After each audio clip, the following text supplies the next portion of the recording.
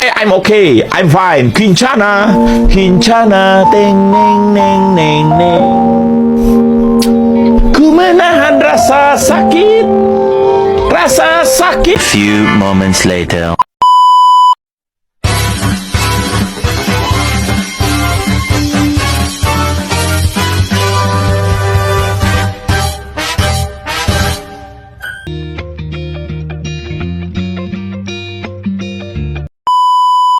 Perkenalkan, nama saya Christine Revalina Sagala dari jurusan Kehutanan Universitas Palangkaraya. Saya akan meresum atau mengkaji buku yang berjudul Konsolidasi Demokrasi Sebuah Telaah Politik Pasca Reformasi dari Politik Lokal hingga Nasional oleh Imron Wasi. Di bab yang pertama yaitu politik lokal. Yang pertama, 2 Dasawarsa Banten Asa 2045, yaitu Dirgahayu Banten, 20 tahun, di usia yang masih begitu muda, terlebih baru beranjak ke tahap dewasa. Sangat disayangkan apabila kemudaan di daerah ini hanya dijamah dan dijalankan oleh para lokal strongman, oligark maupun elit politik yang tidak memerhatikan rakyat Banten dan justru malah menyuburkan praktik-praktik yang selama ini bersifat kontradiktif.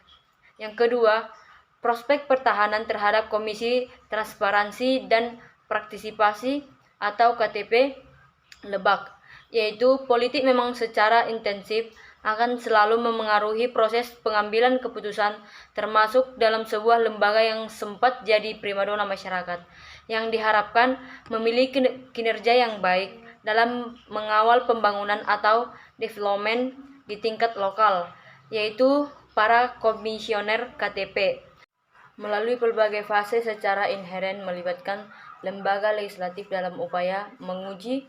Hal ini juga tampak secara gambling menunjukkan adanya sebuah mata rantai politik seperti yang telah didedahkan di muka. Ketiga, legislatur muda, parlemen, dan gerontokrasi, yaitu pemilu setelah Orde Baru, tepatnya di era reformasi, mengalami transformasi besar dalam tata kelola kepemiluan Indonesia. Realitas politik masih belum surutnya animo masyarakat dalam melakukan check and balance kepada institut modern. Melalui kritik publik dalam hal ini, legislatif juga ditengarai karena masih belum optimalnya kinerja yang dilakukan, terjebak pada praktik koruptif yang telah dilakukan dengan oknum-oknum tertentu yang terkandung mencederai nilai-nilai dan prinsip demokrasi. Dari suatu permasalahan di satu sisi, karena bias tercipta fraksi-fraksi politik dan mungkin juga akan bermuara pada hal yang secara spesifik dapat mengancam persatuan adat, bahkan banyak sekali nilai kearifan lokal yang sejak dulu sampai hari ini dipraktikkan dalam kehidupan sehari-hari dapat meluntur atau terisolasi dari ruang publik. Terlebih memiliki relasi genealogis secara turun-temurun. Yang kelima, relasi eksekutif dan legislatif di aras politik lokal studi kasus Kabupaten Lebak, yaitu dalam sistem presidensialisme di satu sisi, dalam sistem multipartai di sisi lainnya. Apabila melihat relasi antara eksekutif dan legislatif di dalam ruang lingkup pemerintahan Kabupaten Lebak berbeda, sementara pengambilan keputusan di DPRD Lebak berasal dari Demokrat. Sebagai Wakil Ketua 1 untuk mengisi kekosongan pimpinan, hal ini menggambarkan jelas bahwa tampak akan semakin baik hubungan antara eksekutif dan legislatif dalam harmonis meskipun mendapat kritik dari politis parpol lain. Yang keenam, perempuan, politik, dan parlemen, yaitu keterlibatan perempuan dalam politik dan pemerintahan menjadi agenda penting.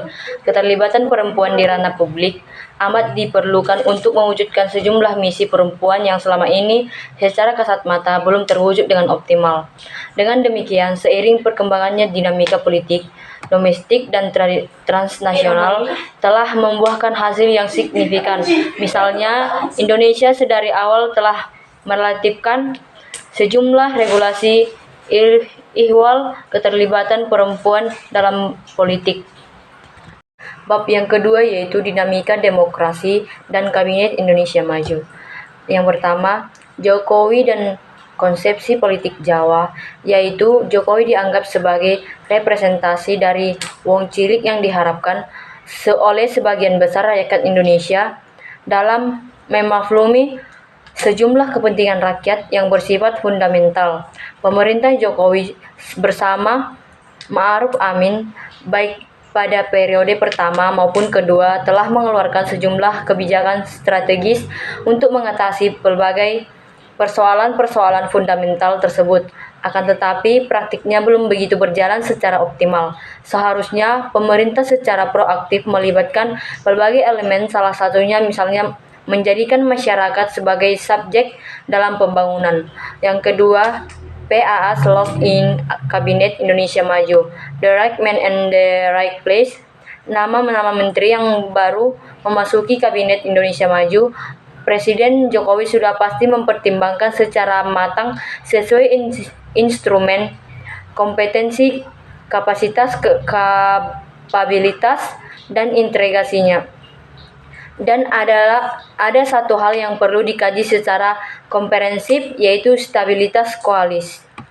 Yang ketiga, menanti juru bicara Presiden Jokowi, yaitu kandidat juru bicara Presiden memiliki akseptabilitas yang tinggi di mata dan telinga khalayak publik agar sirkulasi kekuasaan dalam kursi bisa berjalan secara maksimal. Sementara itu, juru bicara juga bertugas untuk membangun lintas komunikasi termasuk hubungannya dengan rakyat sebagai pemilik kedaulatan. Akan tetapi, sampai saat ini, kursi juru bicara Presiden belum terisi.